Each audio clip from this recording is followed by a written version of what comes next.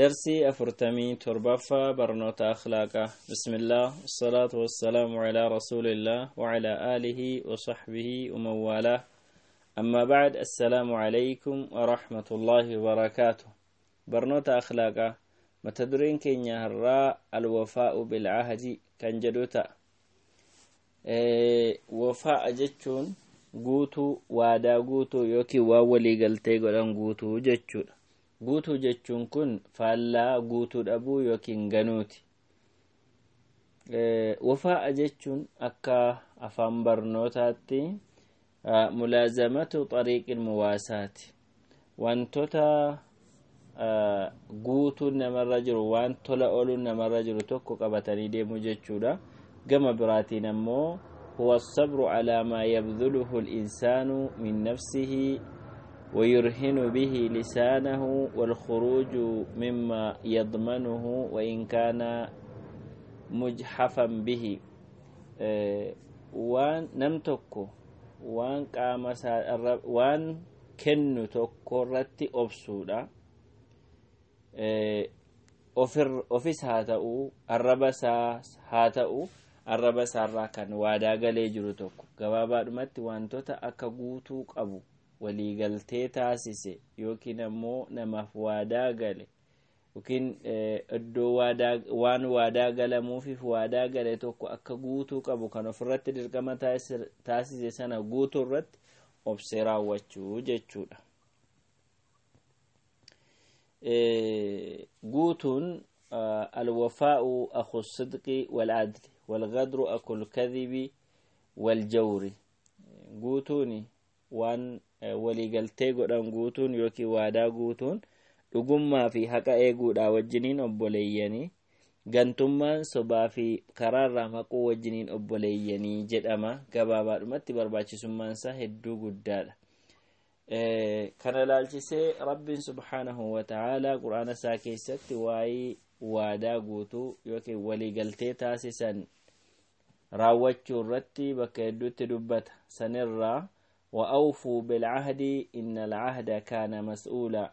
وان وليقلتي تاسف تنقوتا وليقلتي تاسف مكانا نمنس الراقافة ماجر جد ربين أكا طبرين دبتت رحمه الله. وأوفوا بالعقد الذي تعاقدون الناس في الصلح بين أهل الحرب والإسلام.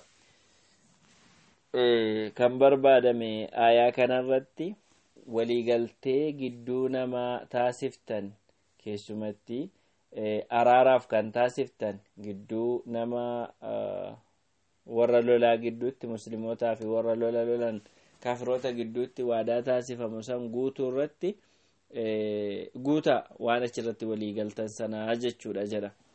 gama biraa innamaa yatadhakkaru ulul albaabi alladhiina yuufuuna bicahdi illaahi walaa yanquduuna almiithaaq. kani waan rabbi dubbateen gorfamu, ayaa rabbiin buuseen gorfamu warra qalbii qaban, isaanis warra waadaa rabbiif galan guutan, kan waan waadaa galan yookiin waliigaltee taasisan tokko kan hin diigne sanaa jedha. shawkaaniin yaada kana yeroo ibsu bimaa caqaduuhu min alcuhuudi fiimaa baynahum wa bayna rabbihim. waan waliigaltee taasisan gidduu isaaniif gidduu rabbii isaaniitti yookiin gidduu isaaniif gidduu gabroota rabbiitti waan taasisan tokko otuun diigin otuun balleessin kan guutan san warra santu gorsa rabbii fayyadamaa jedha. gama biraatiin warri waadaa galan, warri siif waadaa galan argamaa kiyya si wajjin waliigaltee taasisan kan isaan waadaa galan rabbii wajjini.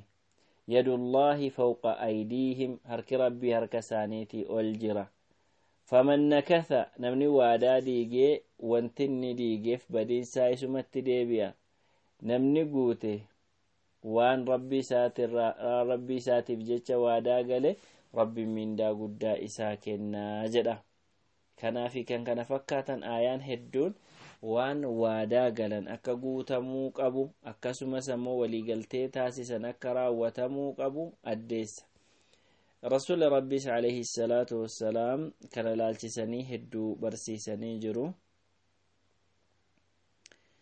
سنة كيسا رسول ربي عليه الصلاة والسلام من صلى الصبح فهو في ذمة الله نمني صبح صلاة تك ربي كيسا جرا تك ربين إسا تكسي والربين نقاقو ليسا كاي كان هنديقنا كان جتشو نما تك ربي كيسا جرو كانت تبؤودان هنديقنا نمني nama tika rabbii keessa jiru kana ajjeese rabbiin isa barbaadee fuulaan ibiddatti isa gombisaa jedha. inni kun waa'ee diiggitiiti. rasuulli rabbii alayhi salaatu wassalaam haala namoota munaafiqa ta'anii lakkaa'ee isa keessaa tokko وإذا عاهد غدر يرو وادا قال يوكي وليقلتي تاسسي وانسنا نديقا جدا. حديث براكسة رسول ربي عليه الصلاة والسلام أكنا جن إذا جمع الله بين الأولين والآخرين يوم القيامة يرفع لكل غادر لواء. قاف ربين نموت أسدر دربنيف كان فول درت الأفوتان جلقبا في أنقط مرات أمة ربي لفرت أمي كان قاف ربي ولدتك به ويا قيامة نما قنتو تأف نما وادا ديقف نما ولي قلتي كغنيفي alaabatu dhaabamaa mallattoo inni ittiin beekamutu isaaf godhama jechuudha jedha Nawawiin. kun mallattoo gantummaa abalu ilma abaluuti jedhe rabbiin dirree qiyaamaa irratti isa xinneessaa jedha achitti isa xinneessaa jedha. kanaafi waan waadaa irratti waliigalan waliigaltee taasisan guutuu dhabuun salphina akkasiitiif nama geessa ta'uu addeessa. رسول ربي عليه الصلاة والسلام إن خيار عباد الله الموفون المطيبون. قبروت ربي كيسا فلتمان ما كان جدمو والرقوت نوان قوتو نسان الرائقمو كان قلبي تلني جدم.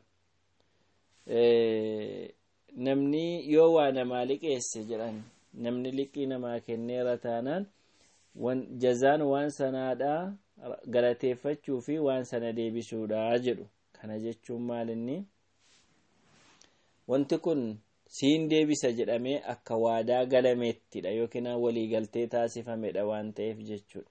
kanaaf waliigaltee kana guutuunsaa kanaatu isarraa barbaadama yookiin isaaf godhama jechuudha. bu'aanii waadaa guuturraa argamu hedduudha. inni jalqabaa إيمانا ملتو إيماناتي. وقد أخذ ميثاقكم إن كنتم مؤمنين. ربين وادا إسن الرافو ديجرا يو رقمتي كنمن تنتاتا وادا سنهندي جناتي قوتاي جدي ربين أمتا مسلمة وكي أمتا مؤمنة جج. كنافو كان إني أقرسيسو waadaa guutuun mallattoo iimaanaa ta'uu agarsiisa jechuudha. inni lammataa sodaa rabbii qabaachuu nama kana agarsiisa. namni gaafa sodaa rabbii qabaatu waadaa yookiin waliigaltee taasise guuta. وإذ أخذنا ميثاقكم ورفعنا فوقكم الطور خذوا ما آتيناكم بقوة واذكروا ما فيه لعلكم تتقون جد. waadaa sinii gallisana yaadadhaa jedheeti. egaa sana jechuun maalinni waan waadaa galtan yaadadhaa yeroo jedhu guutaa jechuuf keessaa qaba. guutunsaa sodaa rabbii akka isaan argatan isaan taasisaa jechuudha. ni sadaffaa muhabbatullah jaalala rabbii argata. inna allaha yuhibbul muttaqiin. namni gaafa karaa qajeelaa irra dhaabbatu karaa rabbiin irraa barbaadu irra dhaabbatu rabbiin sodaate jedhama. rabbiin warra rabbiin sodaatu sana ammoo eeggata. waadaa eeguun ammoo kana keessaa isa tokko ta'a jechuudha. inni afraffaa xusuulul amni fi dunyaa wa siyaanatu dimaa. duniyaa irratti namni nageenyaan akka jiraatuu fi dhiigni namaa akka hin dhangalaane taasisaa jechuudha. inni kun egaa rabbiin gaafa musliimoonnii fi kaafiroonni yookiin namni musliman taane akka nageenyaan wal qabatanii waliin jiraatan yookiin akka daangaa walitti hin dabarre waadaa walii galanii ta'an waadaa sana eeguun akka namni nageenyaan jiraatu waadaadha namni walittiin darbu nageenyaan akka jiraatu taasisaa jechuudha. akkasumas nagaat argamaa dhiigni dhangala'u jechaadha.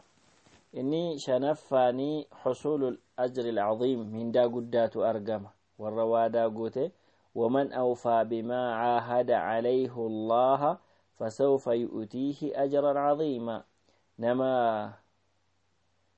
والرب فوادا قليتوكو قوته رب من دا قدا إساف كناجد جهفان دخول الجنة جنة سينودا وأوفوا بعهدي أوفي بعهدكم رب فوادا waadaanaaf galtan guutaa anis waadaan isiniif galen isinii guutaa jedha rabbiin. ibnu jariir akka jedhutti wacahaduhu iyyaahum annahum idaa facaluu dhaalika adkalahum aljanna wanti rabbiin isaaniif waadaa gale yoo jarri waan ajajaman kana hojjetan akka jannata isaan galchuudha jedha. kanneen kun wantoota nama gargaaranidha jechuudha. wantoota nama gargaaranidha. ahadiin lamatti qoodama yookiin waliigalteen yookiin waadaan lamatti qoodama. waadaan kun tokko ahadu ma'a Allah kan inni rabbii isaatii wajjiniin waadaa galu yookiin rabbii isaatii wajjin waliigalu jechaadha. waliigaltee xabi'aa dhala namaati irratti deema osoo hin ta'in waadaan namaa fi rabbi gidduu jiru rabbiin kana godhe jedhee ajaja namatti dhiyeessaa nan godha jedhanii taqabbaluu kanatu waadaa ta'a. fakkeenyaaf وإذ أخذ ربك من بني آدم من ظهورهم ذريتهم وأشهدهم على أنفسهم ألست بربكم قالوا بلى شهدنا. أكست وادار رافوده ربيني ilmaan aadamirraa gaafa inni waadaa fuudhe sana yookiin waadaa galche sana yaadachiisi yookiin dubbadhu jedha rabbiin ergamaa isaatiin. aadamiin ilmaan isaa dugdarraa yaasee walirraa waan ganaa hanga guyyaa qiyaamaatti wal horuu taa'u wal keessaa yaaseeti akka isaan ofirratti ragaa bahan taasisee ani rabbii keessanii miti jennaan eeyyeni ati rabbii keenya ragaa baanee jirraa jedhan. rabbummaa isaa ragaa bahuun waliigaltee taasisuu yookiin waadaa fudhachuudha. kana jechuun jedhu faqad akhadha Allahu al-ahda ala ibaadihi jamii'an an ya'buduuhu wa laa yushrikuu bihi shay'an. akka isaan isa qofa abbadan kan biraa itti dabalanii akka na abbanne maal godhe rabbiin waadaa galchee jechuudha. kanaaf waadaa kana guutuutu namarraa eegama. waadaa namaaf rabbi gidduu jiru jechuudha. inni lammataa ahadun ma'a ibaadillaahi waadaa gabroota rabbii gidduutti argamudha. kan nam tokko gabroota rabbii yookiin nama rabbiin uumee lafaa qabu kana gidduutti akka walii galamu taasifame jechuudha. egaan inni kuni namni gidduu obboleessa isaa muslimaatti gidduu muslimaa fi nama musliman ta'an yookiin gidduu kaafiraatti kanneen taasifamu kun hundumtuu akka guutamuu qabudha kan rabbiin ajaje. kanaaf rabbiin akkuma waliigalaatti wa'awfuu bilcahdi inna alcahda kaana mas'uula. waadaa keessan guutaa waan waliigaltee taasiftan sanarraa namni ni gaafatamaa jedha. يعني إن الوفاء بالعهد مسؤول عنه الإنسان يوم القيامة. نمني ووادات قالي كان الراوان ولي قلتي تاسس كان الرا نقافة مجتشور كنافو نبرباتش ساجتشار أكون الدوان اتي وادان چلنكسو يوكي نمو وادا قوتون الدوتي چلنكسو. نجل قبا الوفاء بالعهد الذي بين العبد وربه كان قدو قربتشا في قدو وربي تيرقم سنقوتو دا إني كنس ألم أعهد إليكم جدي دبة ربين إسنت الآمين ترى يا قبروتكو جديتي يا إلمان آدم جدي شيطانا قبرنا إني دينك السني أنا قفا قبرا ديم سكنتو كراسر دا جدي وادا قلچه وادا كان قوتو كيست ترقم والربين اتي أججي الرديما جدي في والربين إيسا جد الراديسون وادا ربي في نما قدوت أرقمي جرودا إسا سنقوتون بكت وادا قوتون وكي ولي قلتي قوتون چلنك سودا. إني لمتا الوفاء في سداد الدين لكي قلتو رتي ولي قلتي قوتو جتشار. كان لالشيسي أكجد متي من أخذ أموال الناس جد رسول ربي عليه الصلاة والسلام نمنك أبينينا ما فلت يريد أداءها deebiseen galcha jechuu qalbii guutuudhaan fedhii guutuudhaan deebiseen galcha qabeenya namaa kana jedhee yoo fudhate addallahu anhu rabbiin isarraa kaffala akka inni kaffaluu danda'u isa taasisa jechuudha. waman akhadhahaa yuriidu itlaafahaa namni fudhate balleessuu barbaade atlafahu allahu rabbiin isa balleessaa jedha. egaan inni kun akkuma jirutti ta'ee badiisa rabbiin namarratti taasisurraa eeggachuuf jecha waadaa nama sanaaf galan guutu. kun hin guutamu taanaan namni akkatti amanee nama liqeessuu hin qabu. namni ammoo seerri liqii kan inni ba'eef rakkataan akka jirudha, qabaataan akka jiru kana gidduu walitti dhufeenyi ni uumama. innis diinii isaatiin amantii isaatiin hoogganamee waan gochuu qabu godhaa jechuudha. inni sadaffaa alwafaa'u bishuruuxi aqdi nikaah. nam tokko yeroo seera waliigalee haadha manaa fuudhu waan akkasiin sii kenna waan akkasiitu sii kaffalama jedhee gaafa haadha manaa fuudhu waan haadha manaatiif waadaa gale sana guutuudha. ergamaan rabbii alayhi salaatu wassalaam seerri guutamuu qabu inni caalaan waan ittiin qaama saala dubartii halaala taasifattanidha jedha. inni afraffaan alwafaa'u bayna zawjayni gidduu haadha manaaf abbaa manaa yookiin gidduu warra waliin jiraatutti waadaa guutuudha. kun ammoo waan beekamaadha. namni haadha manaaf abbaa manaa ta'ee waliin jiraatu bakka jirutti wanti jireenya isaa walii galtee waliin qabanidha. nageenyaan, gargaarsaan, waliif yaaduun, jaalalaa fi haqa walii guutuudhaan kan jiraatamudha. kanneen kun akka manni kun mana tasgabbii qabuu fi mi'aawaa ta'ee jiraatamu taasisa. kana yoo walii galanii isa jalqaba irratti wal ta'aniin deeman malee diigamaa taa'utu dhufaa jechuudha. inni biraa yookiin inni shanaffaan alwafaa'u bi'iixaa'il ajiiri ajrahu. namicha hojjetaa ta'e tokkoof qarshiin ittiin hojii hojjete sana galchuu fi sarraatinyaa yookiin hojjetaa qacaree of jalaa qabu namni waan sana eega hojjechiifatee dafee kaffaluufidha. inni kun wafaa'a jedhama. kanan sii kennaa kana naa hojjedhu jedhee qacarate yookiin ajajate waan sana guutuutu irraa eegamaa jechuudha. kana guutuu dhabuun wafaa'a al-ahadii dhabuu fida. inni jahaffaan wafaa'a al-aamili bi'amalihi. namichi wafaa'u al-aamili bi'amalihi namni waa hojjetu tokko hojii isaa tolchee hojjechuudha. kana jechuun namni gaafa akka inni hojjetu barbaadametti kennamu gashiin maletti tadliisaan maletti khiyaanaa ta'a jechuudha. inni kun gantummaa ta'a. sarraatinyaan tokko akka hojii hojjetu, hojjetaan tokko akka dalagaa dalagu yoo itti kenname dalagaa sana akka barbaadamutti dalaguutu wafaa'a jedhama. guutuu yaani waadaa guutuu, waliigaltee guutuu jedhama. sanan godhu ta'ee isa kaan dabsee isa kaan jal'isee dhoskee yoo hojjetee darbe waadaan guunnee jechuudha. waadaan guunnee jechuudha.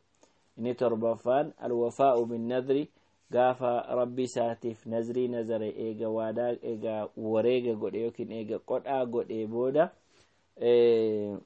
waadaa sana guutuutu irraa eegama. man nadara an yutii'a allaha falyutii'hu. namni rabbi isaatiin buluuf nazrii godhe nazrii isaa sana guutuun rabbi isaatiif ajajamu jedhanii jiru rasuulli rabbi alayhi salaatu wassalaam. inni saddeettaffaan alwafaa'u bimaltazama bihi min bay'in aw ijaaratin.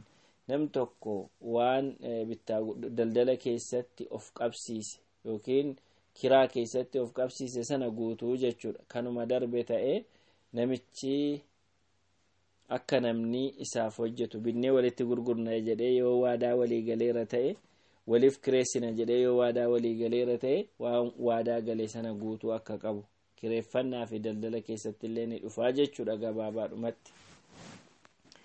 inni biraani alwafaa'u الولاة والأمراء بين بالعهود والمواثيق في علاقتهم مع الدول.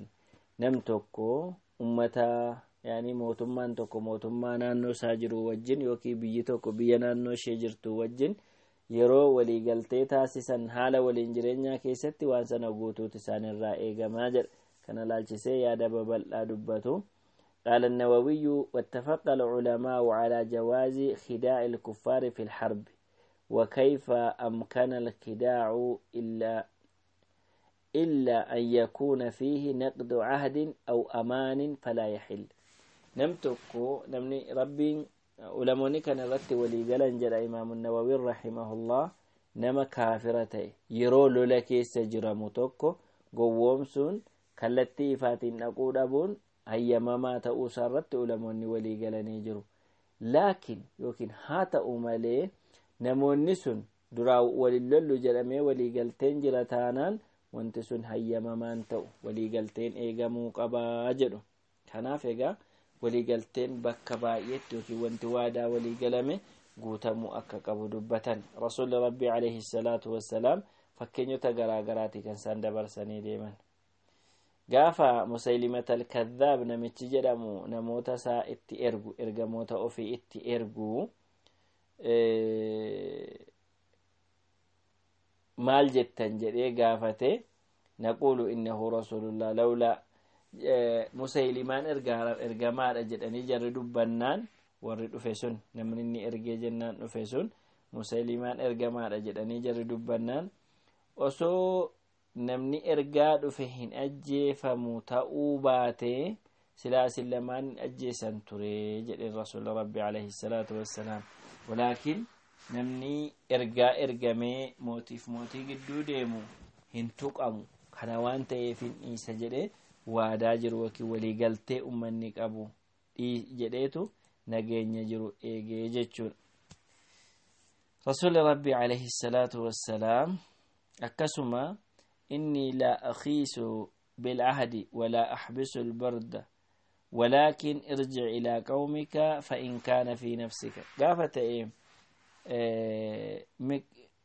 أنت من أبي رافع قريشوني أرجنان قرر أرجما ربي تحاسف سيسوف فيتوري قافا سبسيسو دفو يوكين هديا في ديفي دفو وثبت أنه قال لأبي رافع وقد أرسلته إليه قريش فأراد المقام عنده وأنه لا يرجع إليهم أبي رافع قرر قما ربيتي أرقامي دفيتي قريشوني أرقنان قافا دفو ديبي إندي وأن قريش براسي براتين هفاجلين ergamaan rabbii maal jedhuun nama kanaani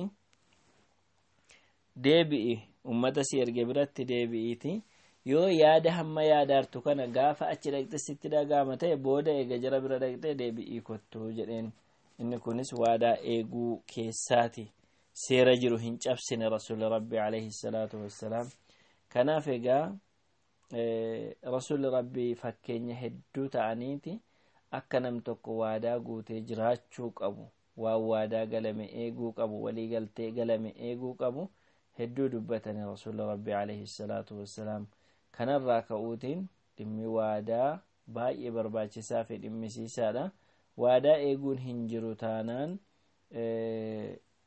waan baay'eetu bada waliin jiraachuu hin danda'u namni walii liqeessuu hin danda'u waanuma kamiyyuu waliin jiraachuu hin danda'u jechuudha inni akhiraa akkuma jirutti ta'e kanuma waliin ammoo dhanbii guddaadha har'as balaa namatti fidu qaba bor fuula rabbii durattis kisaaraa guddaa qaba jechaan darsi ittaanuun hanga walitti deebinutti haadha wa sallallahu wa sallama ala nabiyyina muhammad